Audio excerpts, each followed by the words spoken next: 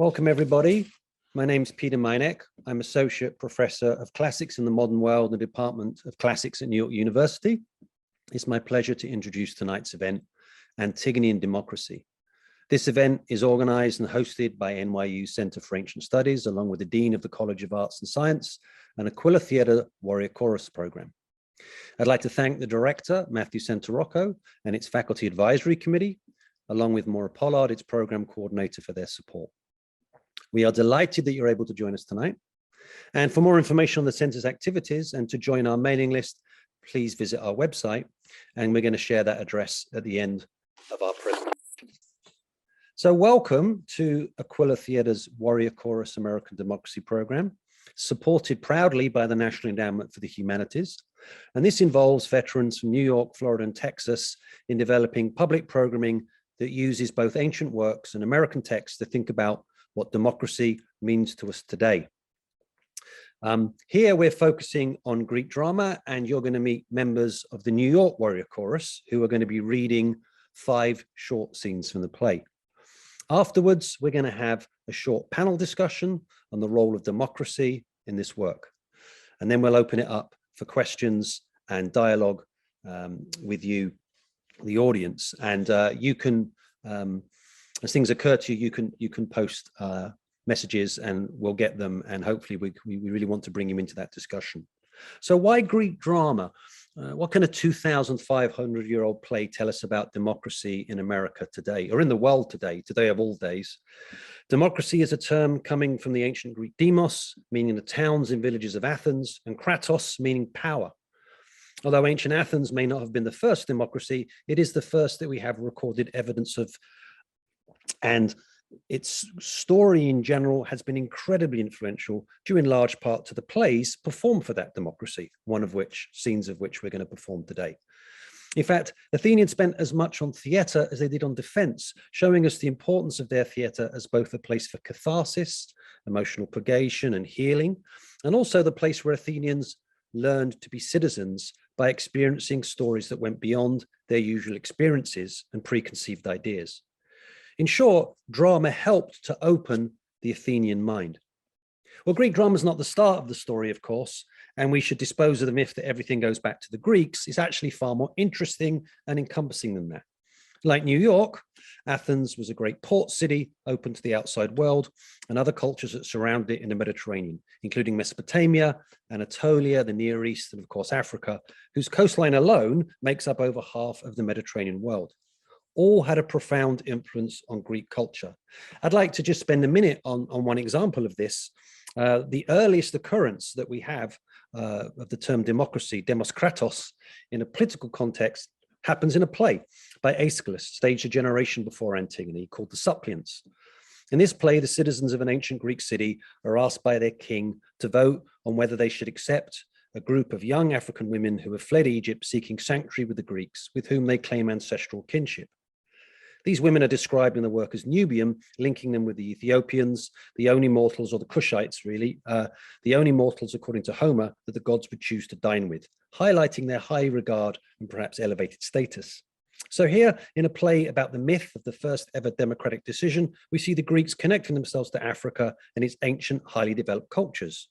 Greek drama was truly transcultural, not the start of our theatrical journey, but an important part of a connective chain of human performance and art spanning thousands of years. Reading these old plays today forms a new link in that incredible cultural chain. I'd like to introduce our members of the Warrior Chorus who are going to be reading for us today. I will briefly introduce each scene, and then after the scenes, which I hope you enjoy, I'll introduce our panelists, and we'll have a panelist discussion and then open it up for questions from those on the webinar. And I'm going to ask each member of our Warrior Chorus to introduce themselves so you can meet them. Let's start off with Jenny. Jenny Pakanowski. I am an Army veteran. I served in Texas and Iraq, and I am the founder and director of Women Veterans Empowered and Thriving. And Tyler. Hi, my name is Tyler Lamar. I'm a Marine Corps veteran. I did most of my time in North Carolina and Iraq, and I am now an actor and a photographer. Nelly. My name is Nelly Savignon. I am an Air Force veteran and I am an actor and writer. My name is James Edward Becton. I'm a United States Army veteran, the majority of my time spent in South Korea. At this juncture in my life, I am the founding artistic executive director of the Becton International Black Theater and Arts Consortium. Michael. I'm Michael Casablanco, United States Marine Corps veteran, 2003 to 2011, currently residing in Portland, Oregon, and I am currently acting company manager for Aquila Theater. So many of us know the story of Oedipus, the ruler of Thebes, who eventually discovers that he has unwittingly killed his father and married his mother. His presence in the city of Thebes is seen as a curse as he blinds himself and goes into exile where he dies. His sons then vie for power, resulting in a war where they both lose their lives. Oedipus's brother-in-law Creon steps in to take over the battered city and restore order, making a decree that the brother who defended Thebes will be buried with full honors, while the body of Polynices, the brother who attacked the city, will be left outside the city walls to rot without burial. And I want to emphasize that this has only just happened. The army from Argos has just withdrawn. The brother's sister Antigone has pledged to bury Polynices, as in ancient Greece, leaving a person unburied condemned their spirit to never rest. In this first scene, Antigone meets her sister Ismene in private to try and persuade her to join Antigone in a plan to defy the orders of Creon and bury their brother. Ismene, dear heart, my true sister, you and I are left alive to pay the final penalty to Zeus for Oedipus. I've never heard such misery and madness. It's monstrous. Such deep shame and dishonor. Have you heard this terrible news or not? No, Antigone. I have had no news of friends, nothing sweet or painful since the day we lost our brothers, both of us, on one day, both brothers dead by their two hands. Last night, the army that came from Argos disappeared, and after that, I don't know anything. I knew it. That's the whole reason I brought you outside, to hear the news alone.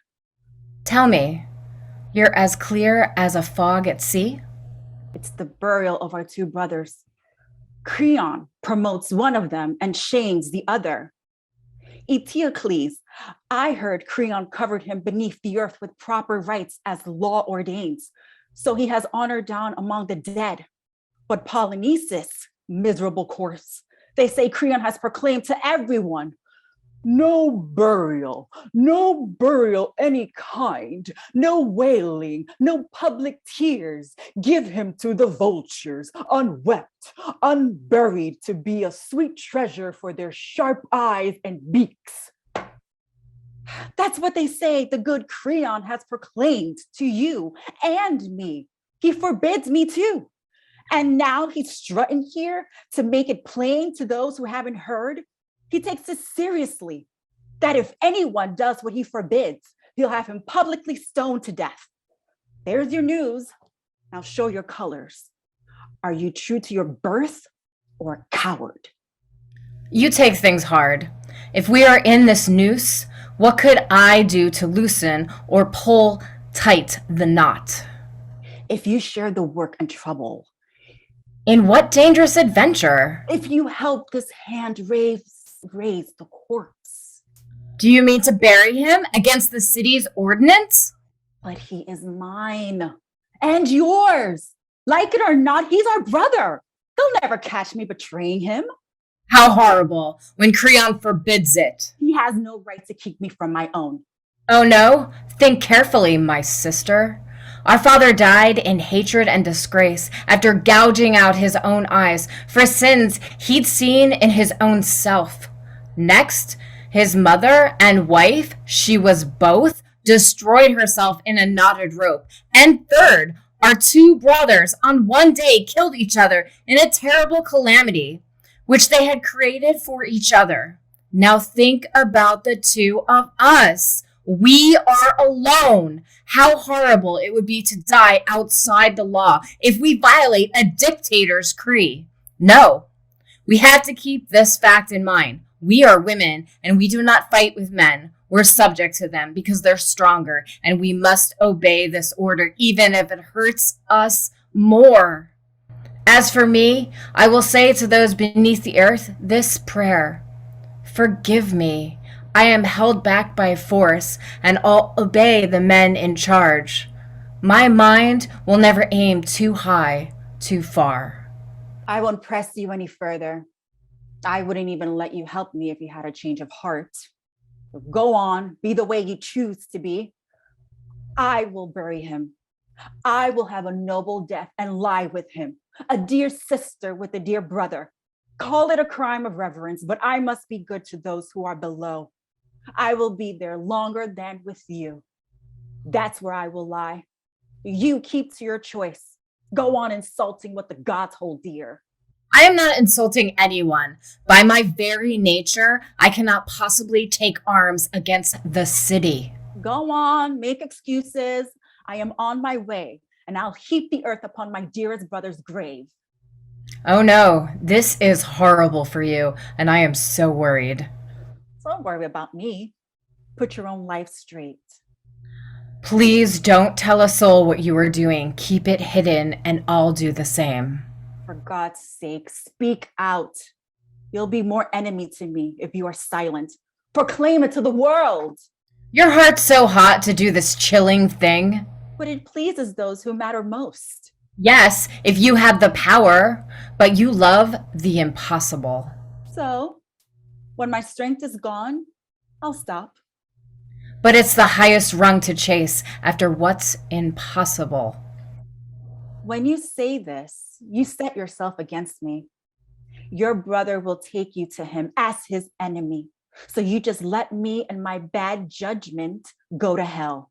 Nothing could happen to me so bad that it would cloud my noble death.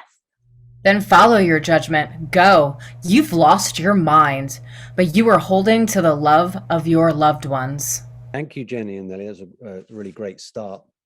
And we're reading tonight Paul Woodruff's wonderful translation of Antigone, and we're really honored to have Paul here as one of our panelists, and to hear his words again spoken live is fantastic. We only wish we could be with you in person, and we hope that this is the last Zoom event that we'll do, and that the next time the Warrior Chorus go out, it can be with you in person. But thanks to Paul for allowing us to use his wonderful translation. Well, in the Greek world, women tended to control important funeral rites, which often involved large choruses of keening, ululating women lamenting over the dead. These public displays had been banned in Athens, replaced by orations given by men, such as the one in Pericles' famous funeral speech. This seems to be part of a concerted effort to shift away from the idea of death in battle as a source of sorrow for the families of the slain members of the community, and instead something to be celebrated as a noble sacrifice to uphold and protect the collective community. Thus, a play about a young woman defying the state to carry out a burial was more than just the retelling of a famous myth. It was a political statement during a time this practice had been banned and in which women had been all but excluded from the practice itself. Sophocles staged Antigone, we think, in the 440s, just as the Athenians, Spartans, and Thebans were engaged in the First Peloponnesian War, where many Athenians had died.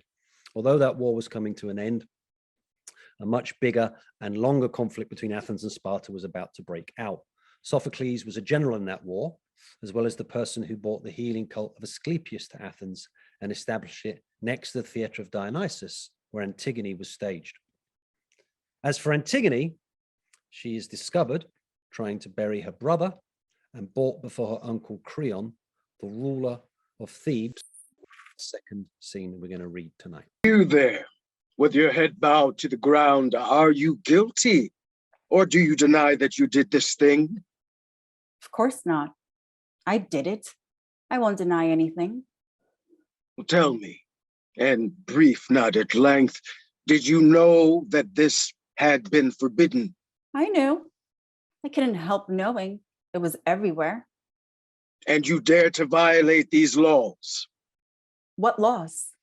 I never heard it was Zeus who made that announcement. And it wasn't justice either. The gods below didn't lay down this law for human use. And I never thought your announcements could give you, a mere human being, power to trample the gods failing unwritten laws. These laws weren't made now or yesterday.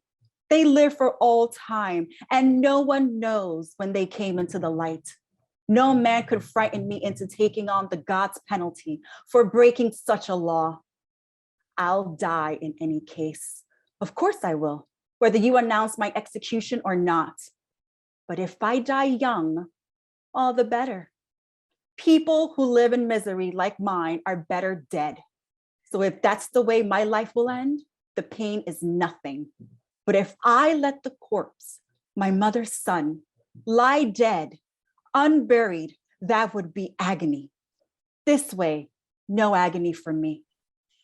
But you think I've been a fool? It takes a fool to think that. Don't forget the mind that is most rigid, stumbles soonest, the hardest iron, tempered in fire till it is super strong, shatters easily and clatters into shards. And you can surely break the wildest horse with a tiny bridle. When the master's watching, pride has no place in the life of a slave. This girl was a complete expert in arrogance already when she broke established law. And now, arrogantly, she adds insult to injury. She's boasting and sneering about what she's done. Listen, if she's not punished for taking the upper hand, then I am not a man. She would be a man. I don't care if she is my sister's child, or closer yet, at my household shrine to Zeus. She and her sister must pay the full price and die for their crime. Yes, I say they have equal guilt, conniving one with the other for his burial. Bring her out. I saw her in there a minute ago. She was raving mad, totally out of her mind. Often it's feelings of a thief that give him away before the crimes he did in darkness come to light. But how I hate it when she's caught in the act and the criminal still glories in her crime. You've caught me. You can kill me. What more do you want? For me, that's everything. I want no more than that. Then what are you waiting for? More talk? Your words disgust me. I hope they always will. And I'm sure you are disgusted by what I say. But yet, speaking glory, what could be more glorious than giving my true brother his burial? All these men would tell you they're rejoicing over that if you hadn't locked their tongues with fear. But a tyrant says and does what he pleases. That's his great joy. You are the only one in all Thebes who thinks that way. No, they all see it the same. You've silenced them. Aren't you ashamed to have a mind apart from theirs? There's no shame in having respect for a brother. Wasn't he your brother too, the one who died on the other side? Yes. My blood brother, same mother, same father. When you honor the one, you disgrace the other. Why do it? The dead will never testify against a burial. Yes, if they were equal, but one of them deserves disgrace. He wasn't any kind of slave. He was his brother who died. He was killing and plundering. The other one defended our land. Even so, Hades longs to have these laws obeyed. But surely not equal treatment for good and bad. Who knows? Down below, that might be blessed. An enemy is always an enemy, even in death. I cannot side with hatred. My nature sides with love. Go to Hades then, and if you have to love someone dead. As long as I live, I will not be ruled by a woman. James and Nelly, powerful stuff.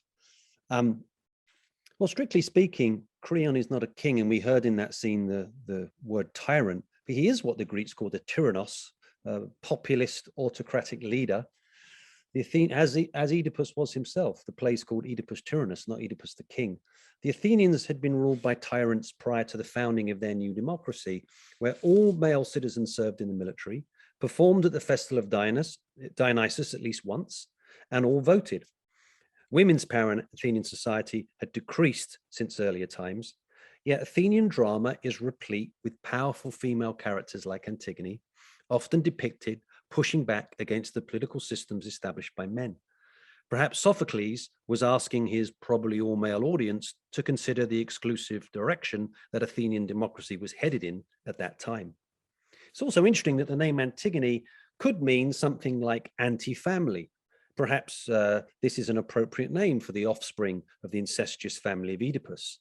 And yet here she fights for the important rights women managed to retain in Athenian society, even if funerals now had to be held in private.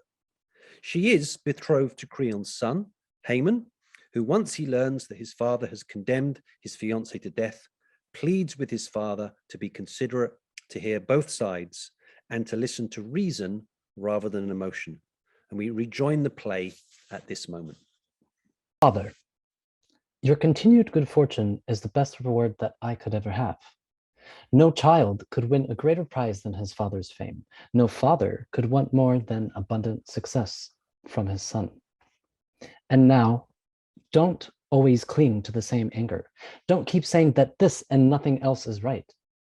If a man believes that he alone has a sound mind and no one else can speak or think as well as he does, then when people study him, they'll find an empty book. But a wise man can learn a lot and never be ashamed. He knows he does not have to be rigid and close-hauled. You've seen trees tossed by a torrent in a flash flood. If they bend, they're saved, and every twig survives. But if they stiffen up, they're washed out from the roots. It's the same as in a boat. If a sailor keeps the front line taut, if he doesn't give an inch, he'll capsize. And then he'll be sailing home with his benches down and his hull to the sky. So ease off, relax, stop being angry, make a change. I know I'm younger, but I may still have good ideas. And I say that the oldest idea and the best is for one man to be born complete, knowing everything. Otherwise, and it usually turns out otherwise, it's good to learn from anyone who speaks well. Sir, you should learn from him if he is on the mark. And you, Haemon, learn from your father. Both sides spoke well. Oh, you really think at our age we should be taught by a boy like him? No, not if I am in the wrong. I'll admit I'm young. That's why you should look at what I do, not my age. So what you do is show respect for breaking ranks? I'd never urge you to show respect for a criminal. So you don't think this girl has been infected with crime? No, the people of Thebes deny it, all of them. So you think the people should tell me what orders to give? Now who's talking like he's wet behind the ears? So I should rule this country for someone other than myself? A place for one man alone is not a city. A city belongs to its master. Isn't that the rule? Then go be ruler of the desert all alone. You do it well. It turns out this woman is fighting for the woman's cause. Only if you are a woman. All I care about is you. This is intolerable. You are accusing your own father. Because I see you going wrong. Because justice matters. Is that wrong, showing respect for my job as a leader? You have no respect at all if you trample the rights of the gods. What a sick mind you have. You submit to a woman. No. You'll never catch me giving in to what's shameful. But everything you say, at least, is on her side. And on your side, and mine, and the gods below. There is no way you'll marry her, not while she's still alive. Then she'll die. And her death will destroy someone else. Is that a threat? Are you brash enough to attack me? What threat? All I'm saying is you haven't thought this through. I'll make you wish you never had a thought in your empty head. If you weren't my father, I'd say you were out of your mind. Don't beat around the bush. You're a woman's toy, a slave. Talk, talk, talk. Why don't you ever want to listen? Really? Listen, you are not going on like this. By all the gods, one more insult from you and the fun is over. Bring out that hated thing. I want her to die right here, right now, so her bridegroom can watch the whole thing. Not me. Never. No matter what you think, she is not going to die while I am near her. And you will never, ever see my face again. Go on, be crazy. Perhaps some of your friends will stay by you. Very much. Creon standing on a knife's edge, and the famous Tiresias arrives to tell him that he must bend his will or face dire consequences. Creon angrily rejects the advice, and Tiresias tells him that both his wife and son will die because Creon cannot compromise and change his mind. It is the chorus of Theban citizens who then step in, advising Creon to free Antigone from the cave where he has walled her up to die and to bury Polynices. Is this a form of democratic deliberation, a citizens' council offering collective advice? At long last, Creon finally agrees and sends his men to break open the wall and free Antigone. In this next scene, a messenger arrives to tell the people what happened. Listen, all you neighbors of Cadmus's family, the course of our lives never stops. It runs past good or ill. I'll never declare success or failure for anyone. It's only chance that keeps your boat upright and chance that sinks you. Good luck or bad is all you have. Soothsayers give no guarantees for human lives. This Creon, I used to envy him. He saved the land of Cadmus from its enemies and took command as the only ruler of this ground. He set us straight and set his house abloom with well-born sons. Now all of that is gone. When every source of joy deserts a man, I don't call him alive. He's an animated corpse. For my money, you can get as rich as you want. You can wear the face of a tyrant, but if you have no joy in this, your life's not worth the shadow of a puff of smoke. What's this new grief that weighs on the king's family? Death. And the living are to blame for it. Who's the killer? Who's the victim? Speak up. Haman is dead, killed by his own flesh and blood. What? His father? Some other relative? He killed himself in a rage with his father for her death. That soothsayer Tiresias, he had it right. Those are the facts. The judgment is up to you. Wait, I see her coming. Creon's wife, Eurydice. Has she learned about her son, or did she leave her home by chance? Tell me, men of the city, I caught what you said as I was about to leave the house, to pray for help to the goddess Athena. I was just sliding the bolt to unlock the door when word of disaster in the family struck my ears. I fell back into my servant's arms, terrified out of my mind. Please tell me again what happened. Speak freely. I am quite used to hearing bad news. I will, beloved queen. I was there, and I'll tell you everything, the whole truth. No point in taking off the rough edges. You'd soon find out I was lying. And truth's right, always. Well, I went with your husband as his guide to the upper field where the body was lying. What was left of Polynices, cruel, torn by dogs. At first, we prayed to the goddess of passageways, Pluto also, and we begged that their goodwill attend us. Then we performed the sacred cleansing of the corpse, gathered up the pieces we could find, burned them over fresh cut boughs, and heaped up earth into a tomb, a high-crested home for him. Then we went for the girl. Toward her deadly marriage bed, blanketed with rocks, there was a voice. You could hear it from far off. It sliced through you, wailing around that unsanctified tomb. One of us got Creon to listen. He crept forward. Cries of misery welled up around him, wordless, without meaning. Suddenly, he let out a groan of utter despair. Oh no! Now I am reading signs. Could this be the path? The one that leads me to the worst disaster of my life? My son's voice.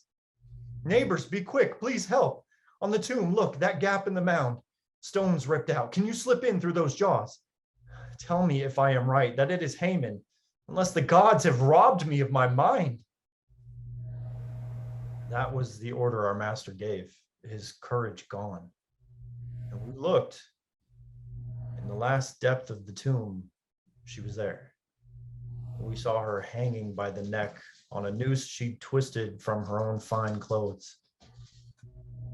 He was there too, tumbled around her, hugging her waist, grieving for his marriage lost, gone under, his father's doing, as he, in misery, kissed his bride.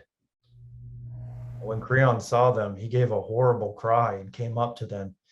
He was in tears, sobbing. Poor soul, he said. How could you do this?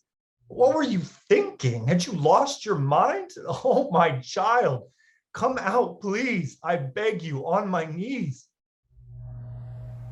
The boy did not answer. His eyes were fierce. He fixed them on his father, then spat in his face and drew his two-edged sword. The father darted back, dodged the blow, thwarted the angry boy, turned against himself. He took his blade and leaned on it, drove it half through his lungs. Then, still conscious, he pulled the girl into the curve of his sagging embrace. He gasped and panted, spattered blood on her white cheek, a spurt of scarlet. Then he was dead.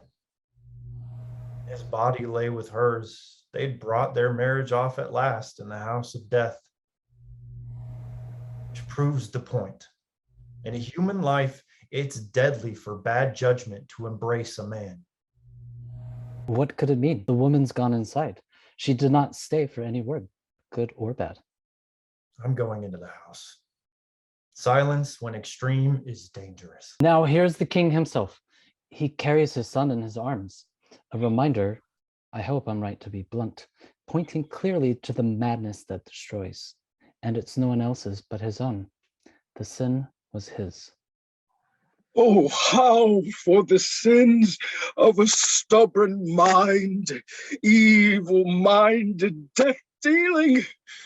Oh, you who are witnesses, you saw those who killed and those who died, all in one family. Cry out against the sacrilege that I call strategy. Oh, howl, my son, my young son, for your young death. Your wife is dead, the poor woman. Just killed a mother to match this dead boy. Oh, death, I refuse, that I cannot be appeased. Why me? Why me, destroyer? She died at the altar. A sharp sword thrust brought darkness to her eyes. But first she grieved over her firstborn, dead before his wedding, and then over Haman. Last of all, she called out to you. These are your crimes, child killer. I am on the wings of fear. Take a sharp sword, someone. Why don't you kill me now? Oh, let death come. I never want to face another day.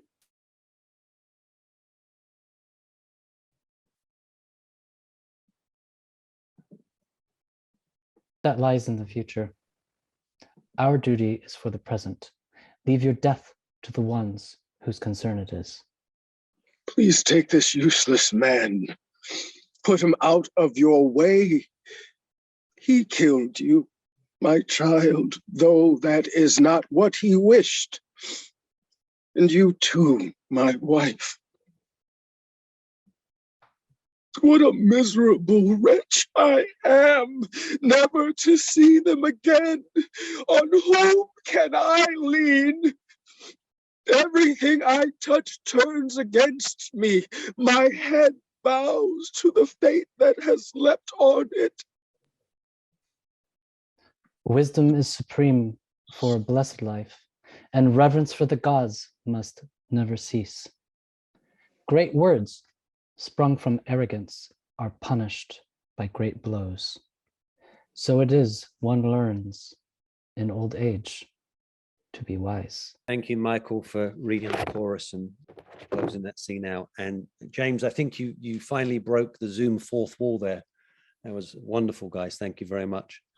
We return to a choral song from earlier in the play.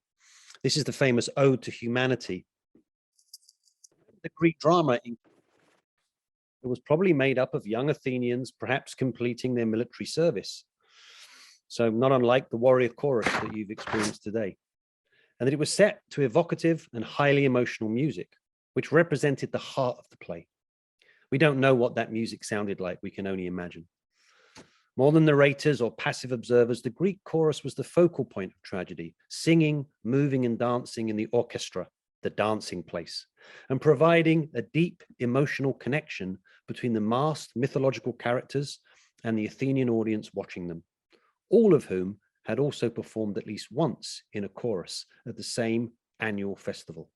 So in honor of these ancient Greek choruses, the inspiration for our own warrior chorus program, we offer Sophocles' Ode to Humanity from Antigone as our final scene today.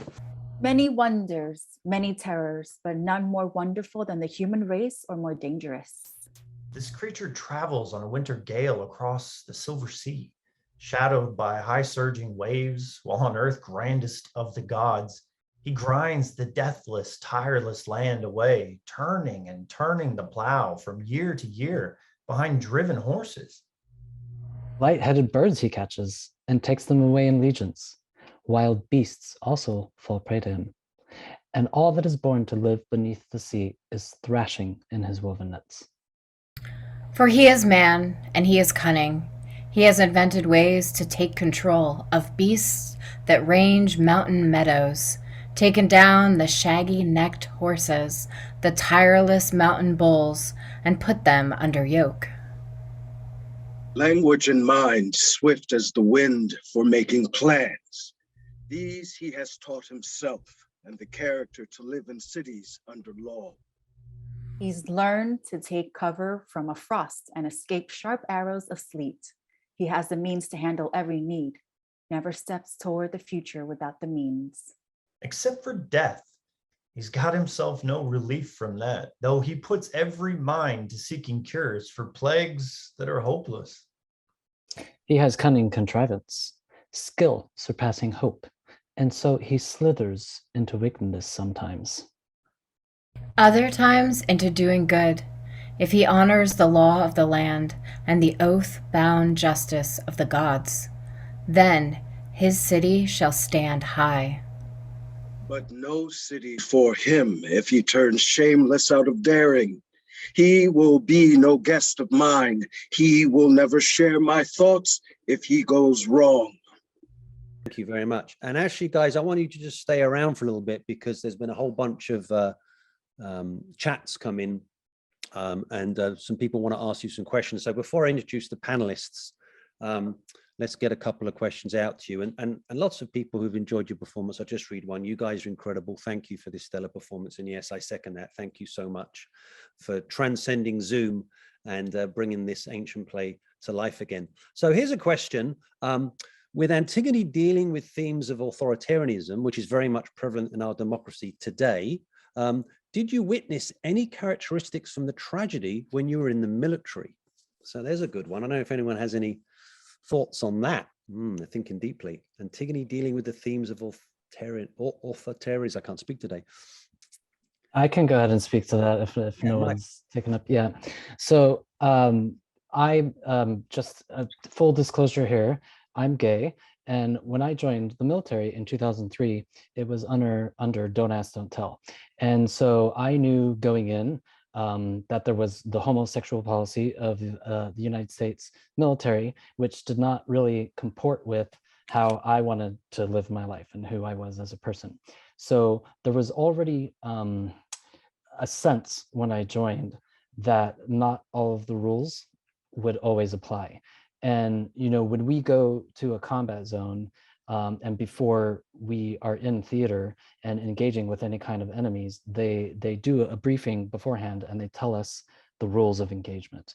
And you know, there's a stated rule that if a superior officer or a senior enlisted gives you an unlawful order or something that you think is unlawful, then we are not to follow that order. So even if they outrank us and they're giving us an order, if we know already what the rules of engagement are beforehand, we can recognize when those unlawful orders are given. And there's a whole process built into the military. So I definitely encountered it on a personal level on pretty much a daily basis. I don't know if anybody else has any instances that they're aware of that they can share, but there's, yeah, go ahead, James. I can certainly jump on that bandwagon. Obviously, my issue was dealing with race. As you can plainly see, I am a Black man, and being in the position that I was, being in the chemical corps, there was a lot of issues, we'll say. Even the command sergeant major of my post, who was a Black man, told me to my face in the most insulting manner, "Oh, I understand you one of them smart niggas," quote, end quote. This is something I didn't need to hear. And it was offensive on so many levels, but this is something I dealt with my entire career in the military, which was a big part of why I did not re-up, because the military itself is, as some of us can attest, is an old boys club, literally. And if you don't look and behave in a certain way, then you're out in the ranks and you're always going to be that person that people want to make life difficult for. So yeah, it's very much prevalent on at least from the race perspective. Jenny. When I joined the military, in my contract, it said they were going to pay off my student loans. And I was 6 months in Iraq, and they sent me a letter that said they were not going to pay my loans. So even though I was fighting and fulfilling my contract in Iraq, they were not going to give me the benefits that were literally in my contract. So it was years and years and years and legal battles to try to get that sorted out. So a lot of do as I say, not as I do. And I can claim the same thing. I too am in that boat about, you know, contracts not being fulfilled. I still, to this day, am paying back the college loans that they said they were going to. It's a lot. It took a congressional hearing for me to get the student loans recognized and paid back. And then they didn't even pay all of them. So that's how that story ends. Thank you so much. Thank you, guys. And I'm sure as we continue on with our panelists, we'll hear from you again, and we want to hear your reactions and your responses. And I'm really grateful for your honesty and sharing your experiences as we think about kind of issues of justice, both political justice and social justice, and the two things are really the same, particularly as expressed in this play. And as we think about democracy and how Sophocles was using this play to discuss these issues. So I'm just going to share my screen for a second, and I'm going to put up our panelists. Hopefully you can all see this, and it's my honor to introduce our three panelists today. First of all, Kristin Elroos is president and founder of the New York City Veterans Alliance and board member of Iraq and Afghanistan Veterans of America. She has served as both non-commissioned officer and a commissioned officer in the US Army Reserve, and Army National Guard for more than 25 years.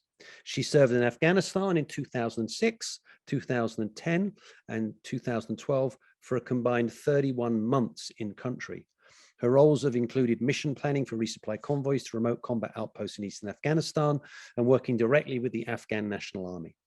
Her civilian experiences including created regional citywide logistic plans and programs for New York City's Office of Emergency Management and teaching literature and writing as an adjunct professor. Oh, I'd like to take that class. She has written on veteran and military issues for the New York Times, New York Post, New York Daily News, Daily Beast, Tampa Bay Times, and other publications, and has spoken about her experience as a veteran and her service in Afghanistan on CNN, MSNBC, ABC, NPR, and on Second Thought with Trevor Noah.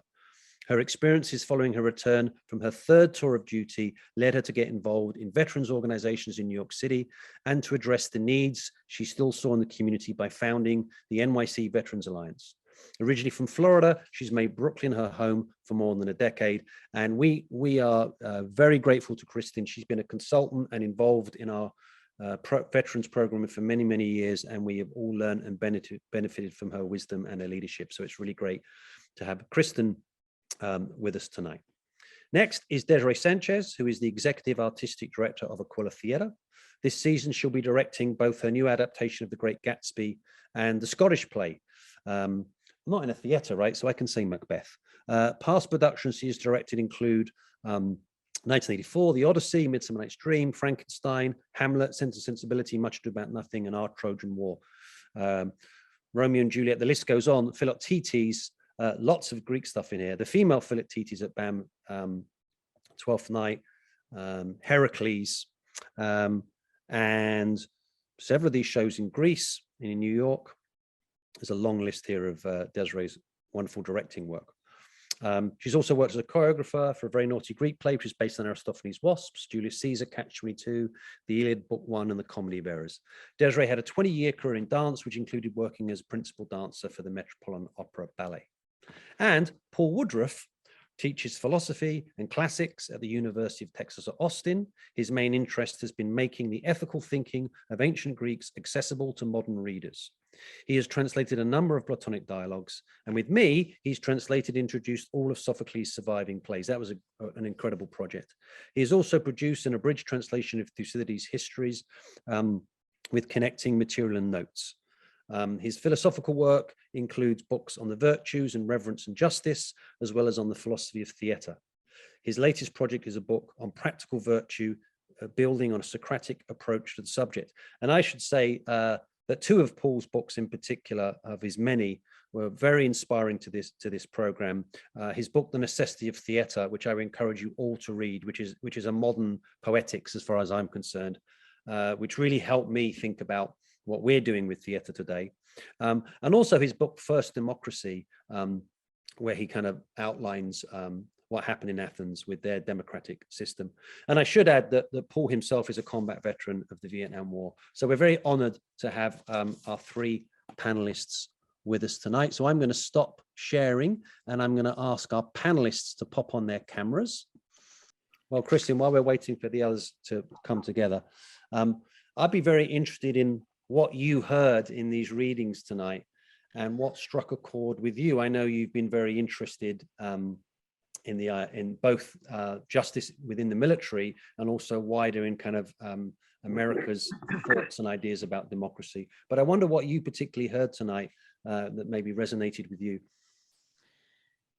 And thank you, Peter, for having me as part of this. It's always wonderful to be part of anything that that you and or Aquila, my brother and sister veterans who are on here. It's great to be in an event alongside them and you and Desiree. Really appreciate it. And I mean, how I'm taking it in. I mean, you know, just within the last 24 hours, there's a major war in Europe afoot. We're just over 6 months past the official end of the war that I spent nearly three years of my life in, and that's been a lot of how I've, it's occupied a lot of my mental and emotional space these last 6+ months. And so just taking in the great dialogues that these actors brought forward tonight, I think that the most powerful thing, I even wrote it down, we don't get to choose how wars end. And, for Antigone to, be in a place where both of her brothers are dead. They were on opposing sides, and now it's illegal to bury one of them, and which just violates every sense of decency and morality that she has. And I think there's so many parallels to how civilians in war experience, how civilians experience war and the loss of their loved ones, how the families of fallen soldiers, are coping with their losses. Is an enemy even after death? You know, it like I mean like that we could spend an entire event on. You know, how do we end a war? How does this end? How do we make peace with what has happened, or can we? And who else, you know, who else is going to lose their lives as we try to end something and move forward? You know, how many other casualties are there as we think we're ending something? Are we starting something, and are we starting something new? You know, and it's just so like, I mean, like with so much of Sophocles, so much of the Greek tragedy we've discussed, it's so current, it's so fresh in so many ways. And you know, and again, I'm grateful to my brother and sister veterans for bringing out, you know, the emotion and truth of it. Yeah, thank you, Kristen. One thing that struck me, you think you know everything about these plays, and of course you don't, is working with the Warrior Chorus. Is Antigone is a war play, right? I mean, this war has just happened. Like the Argive army has just left, and there's all this trauma and just heated emotions, and you know, casualties still happening. And I think that sometimes I've certainly forgotten that in thinking about some of the other things going on in Antigone. Paul, I know how much you love this play, and thank you so much for allowing us to use your wonderful translation.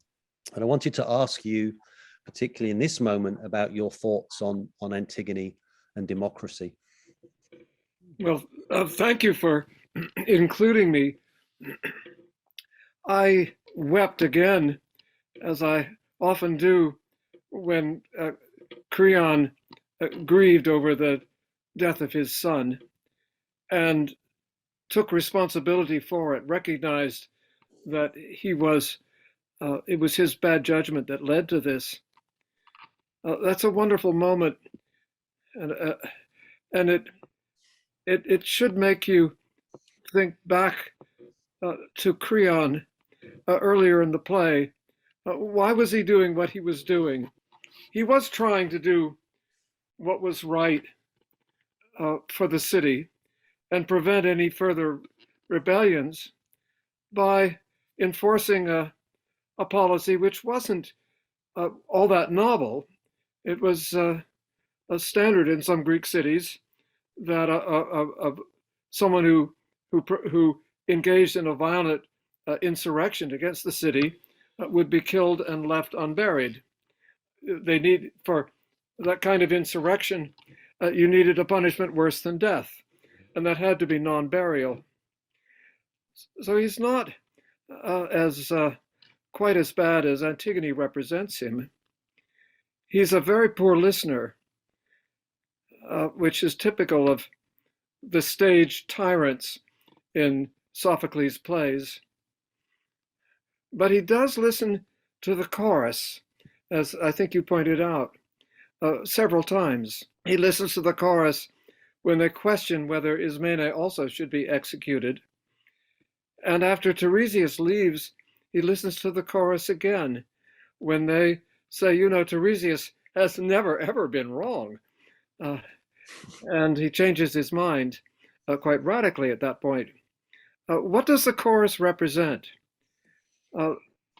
I think the Greeks would have seen the chorus as representing a council of wise older men on whom the tyrannos depended for advice. And the fact that he takes advice from the chorus shows that he's not a tyrant in the full pejorative sense. I have a running debate with a friend and colleague in classics named Paul Cartledge about Creon. I'm sorry, about Sophocles. I think that Sophocles expressed in this play and in others very democratic sentiments. I take those away from the debate between Haemon and Creon. Haemon is speaking for the people that Creon doesn't know how to listen to.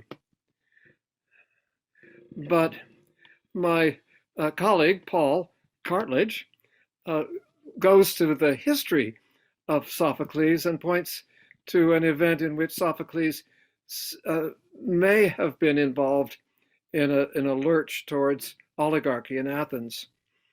We agreed that Sophocles is anti-tyrant. I think he's pro-democrat, pro-democracy. He didn't see it that way. The play allows many interpretations. Thank you, Paul. Yeah, there's lots to think about there. And actually, I want to bounce off some of those very profound thoughts to Desiree, because in listening to it, particularly that's the sort of pivotal moment in a way where it could go either way, right? With Haman and Creon, you feel like, you know, maybe Creon could go in a different direction. What seems to be important here is emotions, right?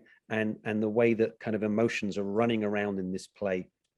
And I know you as a director and an artist and someone who works on these plays, and also somebody who has to take a group of disparate artists and kind of turn them into your own chorus, right? And make them come together and produce a piece of art on stage. And of course, you've worked a lot with the Warrior Chorus and you've done that with them. But I wonder if you had thoughts about the way that emotion plays out in this play and kind of what happens to Creon, because Paul said something so interesting that, and maybe Paul, you know, that somehow Creon's kind of a reluctant tyrant, right?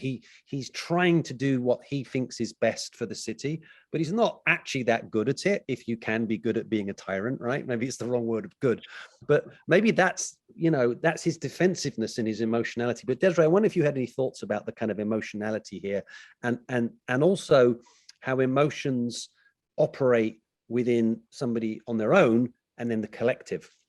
In the play, and as you spoke earlier, in that time period, they wanted or had to go to war, and they didn't want to hear from the women who would show their emotions, and you know, honor the life that they either brought into the world through their sons, or, you know, or their husbands' lives and their brothers' lives. And you know, that's a real interesting and conundrum, but it's something that we've seen, right? We when things are too difficult, you just quash the emotion, right? But you can't, and it absolutely runs every character in this, and it just sort of really shows you. And I think Antigone's job is to go, no, my emotion won't be silenced. My love for my brother won't be silenced. And my brother may have been an enemy to the state, but he was a person. And the minute you start devaluing life, you know, you've lost it all. And she's ready to give up her life. And the stakes in that are just so profound. And I think that the emotion in the play is so brilliantly articulated to show that concept, that you can't just obliterate how we feel about a human life. And you know, that would definitely be and I think in terms of working with the Warrior Chorus and working with actors and ensemble work that I mostly do, the key to that has always been to look at every character and every performer from their unique perspective, because they're going to hear some, just like in this, the chorus at any given moment will hear something said, and it will impact them emotionally, and it will change where they're going to go next. And it's the same in acting. It's the same when we're working to try to unpack something and figure out how we're going to come together and agree how we're going to perform something. And there's somewhat of a democratic process in even creating art. And I feel like theater is such a great training ground in a way for democracy or democratic thinking. Yes, thank you. Yeah, I think that's right. And I think that, I mean, I definitely feel that way about what Athenian theatre was trying to do, right? Which was, in this play, it's about Creon not being able to change his mind until it's too late. And it seems to me that what Greek tragedy is trying to do is change the mind of its audience to a different perspective or a different idea and make them kind of empathize with somebody they perhaps wouldn't have empathized, or make them see something. And this is why I think in Aristophanes' Frogs, right, the comic characters of both Aeschylus and Euripides, when they're both asked what's your role, they both say it's to educate the democracy, right? It's to train people in the democracy, which is kind of very beautiful. So Christine, I want to kind of bounce it off you, because I know, having been an officer at war and being very interested in the kind of ethics of leadership, I'm thinking about Henri's Antigone, right? So 1944, Nazi occupied Paris, Henri does his version of the play. And, you know, you can watch this play in two different ways. So if you're a kind of Nazi officer, you can watch this and side with Creon and his tragedy, and you can see Antigone as a terrorist, right? You know, you could see there's a pejorative that gets thrown around, social justice warrior, which I love, right? I mean, great, I'd love to be called that, right? But it's, to some people, that's a pejorative, right? So is that Antigone, right? And you know, to other people, Creon is just a tyrant who won't listen and won't bend until it's all too late. So my question to you is, what would you do with Antigone in a military situation, right? Or in a situation perhaps not where it's completely hot, but nevertheless, right? You're coming off a battle or an event like has happened in this play, and you have somebody who, you know, wants to push back on an order. What happens? That was my whole 2010 deployment, Peter. So it's a lot of pushback. There's more pushback than you think, you know, in the ranks. And I'm sure, you know, Peter, you're well acquainted with this as well, as, you know, especially, you know, when you're like a company grade officer and you're deployed for months, and it gets tougher and it's murky, and you're being asked to do ridiculous things, or things that feel ridiculous in the context of, your operating environment. And, so my second of 3 deployments in Afghanistan, I was second in command of a company that we ran convoys. So we had trucks, and then we had mechanics who fixed our, the entire infantry battalion's trucks. So we were taking supplies, by vehicle to these, remote outposts in the mountains of eastern Afghanistan. 4 different combat outposts, and on these, teeny tiny rickety little mountain roads that were, made for Toyota Corollas, not our, gigantic, multi-ton armored vehicles and trailers and all the stuff that we were hauling around. And it was scary. It was, I mean, just driving was dangerous, even setting aside the fact that there were roadside bombs planted for us. So there was that. There was, sort of managing the people, managing the operations, managing the environment. There were a lot of natural challenges, like I mentioned. There was the Taliban who were actively trying to kill us. There were local town people who were frustrated with both sides of it, because at the end of the day, they were the ones getting hurt, and they didn't get to leave. So they paid the price for things gone wrong or right on both sides of the conflict. And and then we had our higher command who would give us orders to do things. And and I think at some point in the deployment, all of us, in all of the different companies that were operating in an area the size of Delaware, right?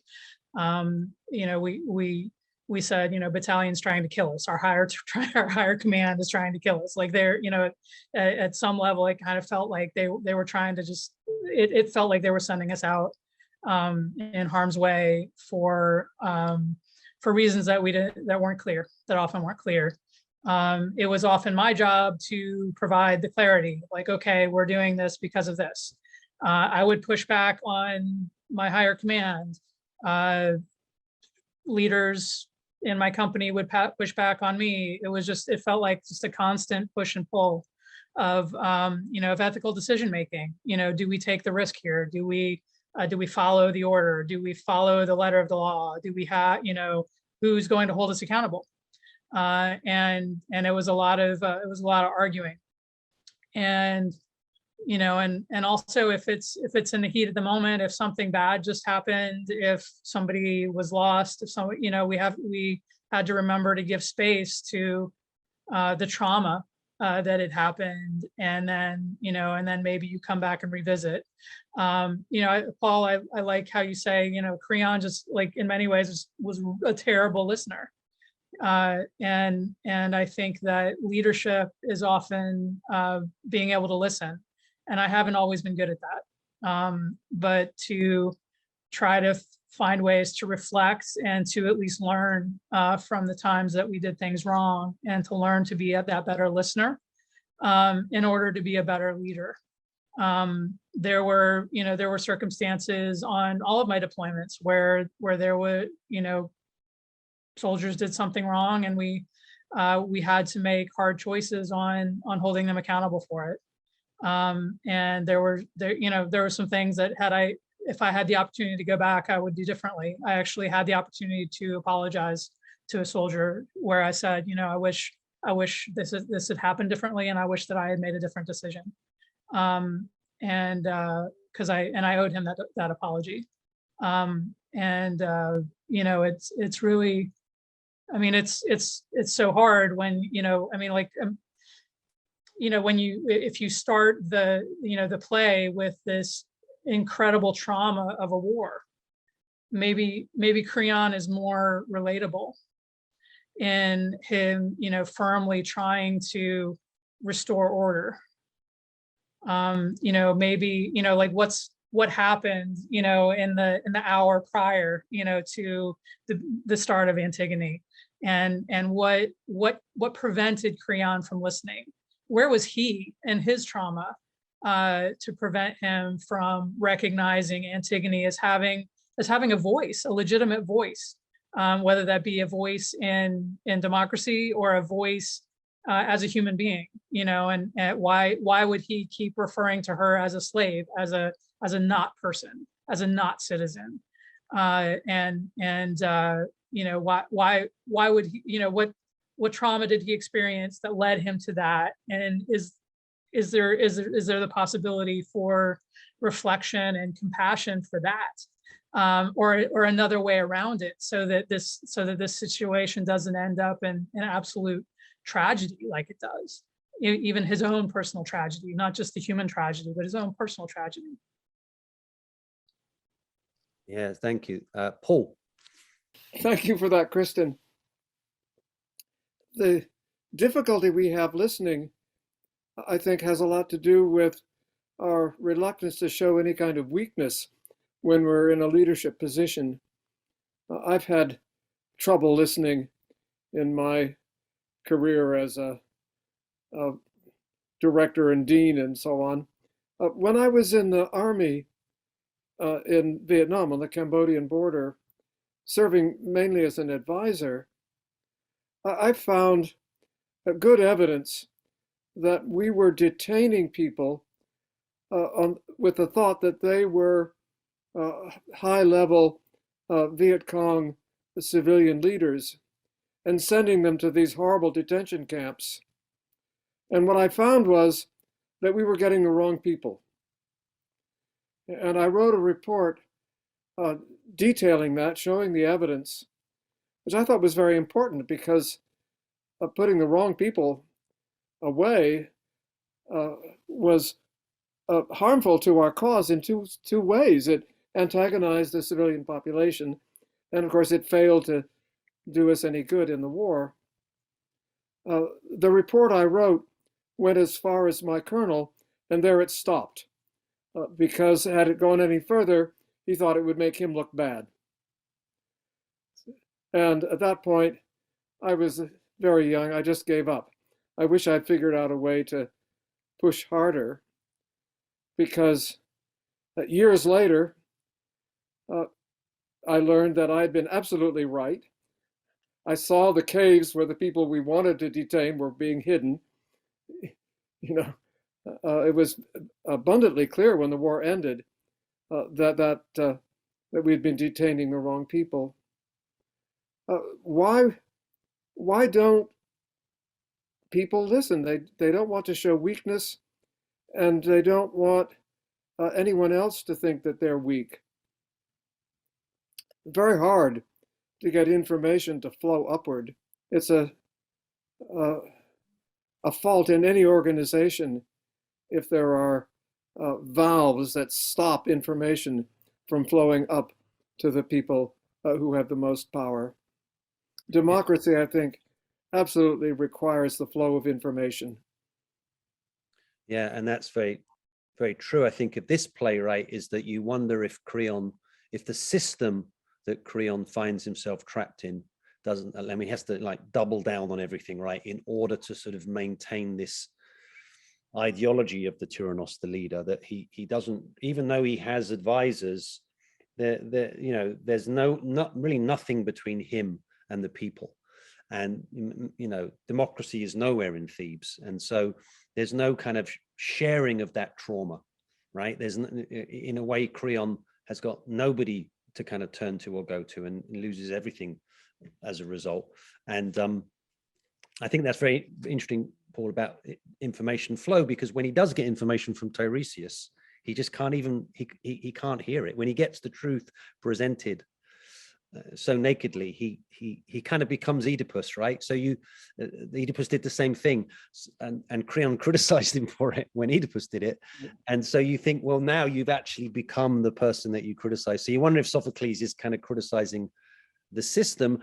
And Athens itself went down this road, right? I mean, Paul Cartledge is right to a certain extent. I know he's right about Sophocles, but Athens did go down this road and did court oligarchs and the rule of the 30 and the rule of the 5,000, and it ended very, very badly. So there is some prophecy in this play. Desiree, I have two hard questions for you. One is a question that came from our many questions coming in the chat, and please send in your questions to the chat, because we'll bring everybody in a minute and start going through those, which is, if this play was performed before Congress, right, today, would they have a similar response to it as Creon? And of course, the Warrior Chorus have performed before Congress, and they've performed for the Supreme Court, and they've actually performed at the White House, at the Obama White House, and Aquila way back when performed at the Bush White House. So you've got experience of that, right? Of seeing the Warrior Chorus kind of, speaking some of this stuff to politicians. So I wonder if you could talk about that. And then the other thing with that in mind is so much of this play also seems to be a war of gender, right? And I know that you as an adapter and a director of classical drama kind of deal with that issue all the time. So I wonder if you had any thoughts on kind of the gender war that's going on here. So two tough questions for Desiree. Yes, well, first of all, I want to just thank, was it Kristen, and then Paul, for kind of talking about listening, because before I go into gender, it actually ties into gender. Listening is the hardest thing to do, and especially in our society, because it seems when stakes get high, that's the last thing we want to do, is listen. We want, and that's the last thing a lot of people who are under our leadership want us to do. Sometimes they want to be told what to do, and so sometimes we it's what's sort of demanded. And I think it's kind of interesting with this play with gender, because it's the women who seem to be silenced, literally silenced. I mean, the bit when is it talking, the mother of Haman comes out and listens to what's happened, says nothing, and goes, and the response was, well, that's good. She probably wants to not more or less cause a scene, right? Because that's what we've sort of demanded of the women. And she causes quite a scene, she, and I think that, this idea that it's oftentimes women who are asked to be silent. And you know, I have a sense, I know what why that is. You know, I feel that women, it's difficult, right? Because I don't want to be stereotypical, but you know, women are known to be the types of people who have to think ahead often, right? Especially just biologically, right? You know, unfortunately, you know, hate to go there, but hey, we menstruate from an early age. We have to think ahead, right? Men don't, they just get to go through their lives. So even as a child, from early on, we're told, think ahead, think ahead, think ahead. You can't be caught off guard, or the worst thing is going to happen to you. And often that's annoying to have somebody constantly going, well, hold on, don't go full steam ahead. Have you thought about all of this? You know, and, you know, it goes back to that whole thing of, you know, you can't strip away humanity. And these women were trying to honor the dead. It's as simple as that. They're trying to remind people the importance of that person's life, that individual's life within the community. And they were not going to sit back and let somebody say, no, we don't want to hear it. You just can't. That is literally stripping away the very thing that makes us human. And, you know, telling people story, right? Especially when they're gone, when they've passed. And I think in Greek culture, it was so important to remember somebody. So yeah, I mean, gender is a big part in this, and I still think is. I just want to bounce off that before I remind you of the question, because that was great. And it's so interesting, isn't it, how so many of these Greek plays that are dealing with subjects of democracy, it often comes down to gender, right? Now that you could say, well, then maybe this is a very Greek thing, but actually we can see that in our own culture, right? We can see that in the debates of our own democracy that often come down to gender. Now, many people are exploding gender right now in our culture, which is kind of wonderful, right? Because maybe that's what we need to do, right? But certainly in these Greek plays, you see these two worlds being placed in conflict, both in a kind of cosmic way, right? But also here within a family. So that's another question, right? Which is, what is this reflecting here? And is there something we can learn from this, right? Here is a society that has experimented with an extreme form of democracy in their own times. And yet in the work of Aeschylus and Sophocles and Euripides, those gender issues are really deeply woven into kind of political ideas. All right, so my next question was, it was a question from one of our audience, which is, if Antigone was performed for Congress today, would they have the same response as Creon? And so I wanted you to think about that, because I know you've been involved in having the Warrior Chorus perform to Congress and at the White House and various other places of power. Yeah, I was actually, that was one of the most infuriating things, to go and sit in front or perform in front of Congress, even with Lin-Manuel Miranda being part of it, and just knowing that half of the people weren't there, and many of them who were there just stared at their notes, writing, doing, you know, whatever it was they're working on, half listening, and just sort of being really dismayed by watching that, knowing that they wanted to cut entirely the National Endowment for Humanities. They did not want an organization to exist that was about our history. And you know, that I don't think much has changed. Luckily they didn't, but yeah, and they need to read Paul's book on the necessity of the theater about attention, right? And allowing themselves to be absorbed in the tragedy.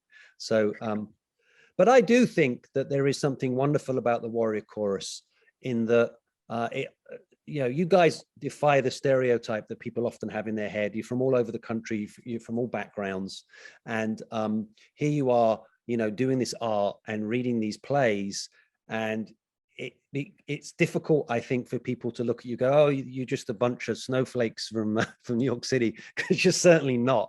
And I think that's kind of what's so beautiful and ultimately democratic, actually, about about this work. We only got a few minutes left. I'd like to invite all the members of the Warrior Chorus to turn their cameras on and join us, because I want to throw a few questions at you guys, and whoever's first to hit their mute button can answer the question. And this is for panelists and for Warrior Chorus. So one question that's come in. First, thank you so much for this performance. This play is about power and democracy, but also about gender. I was wondering how the women veterans view Antigone and how they align with her experiences or feelings. Interesting question. So any of our woman warriors want to take this question? How do you view Antigone? I was a little bit jealous that Nellie got Antigone and I didn't. Because saying a couple of those lines like, you know, we have to listen to the men in power and blah, blah, blah. I was like, oh, Peter, why? I related really deeply to Antigone. I see her point, especially with the bond of her brothers above all else. I found it interesting that she killed herself as well. There is a huge problem with suicide in the veteran community, and women veterans are twice as likely to kill themselves than civilian women. So there's layers to being a woman veteran. That's why I founded my organization, to give them their own space, their own ability to unpack what's going on with them, whether they have diagnoses of PTSD or PTS or military sexual trauma, still having those spaces to relate to each other and have our own tribe, as we call it, to discuss these matters, and then open it up in our performances. Yeah, thank you, Jenny. And, you know, I was thinking about Ismene, and we didn't really cover what happened to her, but Creon condemns her as well, right? And it's so interesting because you think about, is silence complicity? Ismene's like, no, I don't want to rock the boat. I don't want to, but she gets it too, right? And you wonder is silence actually, you know, what you should do in these situations? Because, you know, Ismene seems to be acting reasonably, but is she really acting reasonably? So that's a really good question. Anybody else want to tackle that one, or should we have another question? Up to you guys. Love to hear from you if you've got anything to add. I think I'll chime in. I mean, on the 2010 deployment that I described, like I was the only woman officer in my infantry battalion. And it's, if when you're in that giant room of all these like staff officers and commanders and whatever, and like I was the only woman, on one hand, it's, I mean, you feel obligated to be heard, to voice your perspective, to voice what, the morality of a situation, to say what you see, for the good of the mission, for the good of everybody. And often that does not win you popularity. Here's another question, and this is to anybody really. Thanks for the amazing performances. While acting, especially in a place such as Antigone, so we can make this any of the Greek plays perhaps we've done, have some of you experienced cathartic and or interesting revelations about your time in the military through the words and emotions of the ancient characters? A really great question. So this is for anybody here.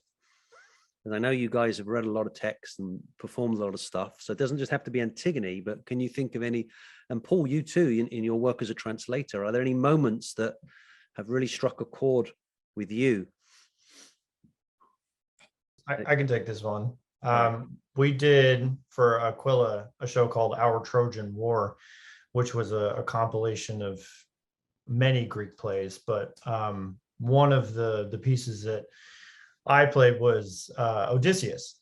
And Odysseus is famous for his 10-year-long journey. He's out at sea and away from home, and one of the biggest challenges of being on deployment is being away from your family. And it's this weird thing where your world is kind of standing still in this war zone while the entire world spins around you. Everything keeps moving forward and you're kind of stuck in time. And I didn't really have anything to liken it till the pandemic, when time seemed to kind of stop. So it's kind of interesting, that kind of weird connection with Odysseus and deployments. Yeah. When I came back from Vietnam, I didn't feel at all comfortable Like Odysseus, I didn't recognize my home, and I think my girlfriend didn't recognize me. I had changed, and it took a long time. We were able to get back together, but it was like a whole new romance because we had both changed so much during that terrible year. There's a moment in the Philoctetes when Philoctetes asks the others for news of the army and finds that some of the best people in the army are dead. And that struck a chord with me. There's so many wonderful passages in Greek tragedy.